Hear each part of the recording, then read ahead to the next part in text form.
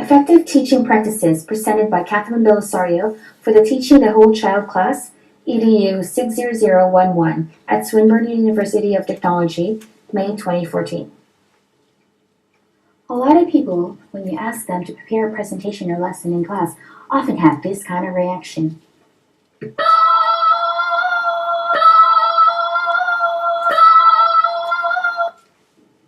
It doesn't have to be that way. You can be super teacher if you just remember the 5 P's. Proper planning prevents poor performance. How much planning you put into a lesson will determine how well you execute it. To prepare yourself, there are 5 things that you should consider. First, what is it that you want your students to learn? When you plan objectives, think of specific action words that you want to elicit from them. For example, in the lesson counting 1 to 10, some objectives you might want your students to do would be verbally counting 1 to 10, be able to properly identify the numerals, and be able to count objects of varying quantities of up to 10. There are other words you may use depending on the skill that you want them to acquire. This can be from simple tasks like read, write, speak, to higher level tasks like analyze and evaluate. These objectives will determine your actions later on.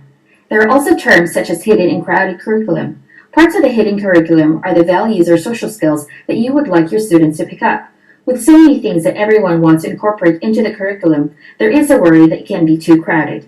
There needs to be a balance with all these concerns when determining your goals and objectives. Second, how do you assess? There are 2 types of assessments, formative or summative. Formative assessments try to determine what learners already know prior to the lesson. This allows you to jump into a new lesson with the full confidence that your students have already acquired the pre-needed skills. For example, to teach multiplication, it is essential that students have already learned the fundamentals of addition and skip counting.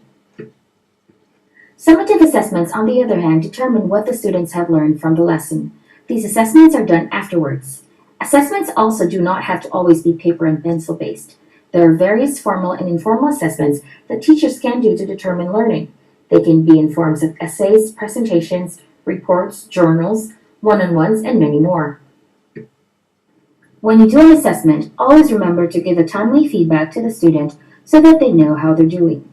Give them feedback on their strengths, things that they have to work on, and what you liked about their work. Third, who are your students? Aside from doing your research about your age group's developmental skills, it is also essential to address the needs, strengths, and limitations of your individual students. As Gardner proposed in his theory of multiple intelligences, different people have different strengths or smarts.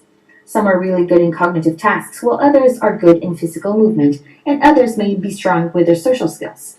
You should plan different activities that will tap into these strengths. Have activities where they can use different senses, manipulate objects, or use current technology to enhance their learning experience. Tasks can be individual, by pairs, small or large group activities. Fourth, know your resources. Classroom learning is no longer limited to the 4 corners of the room and the textbooks given to students. We are now in the knowledge era where it is essential to tap into other sources of information.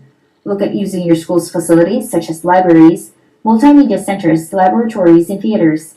Also look at the community within and outside your school. In-school community resources will include your class parents, other grade levels, your peers, librarians, and other school staff.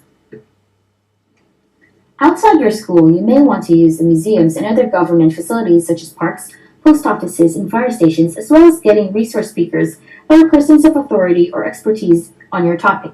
There is an abundance of resources, you just have to find them. And finally, plan your attack. This is where your lesson plan comes into play. You've brainstormed the essential factors important to your lesson. Think of the flow of your lesson and how you plan to achieve your objectives using the activities and assessments that you have.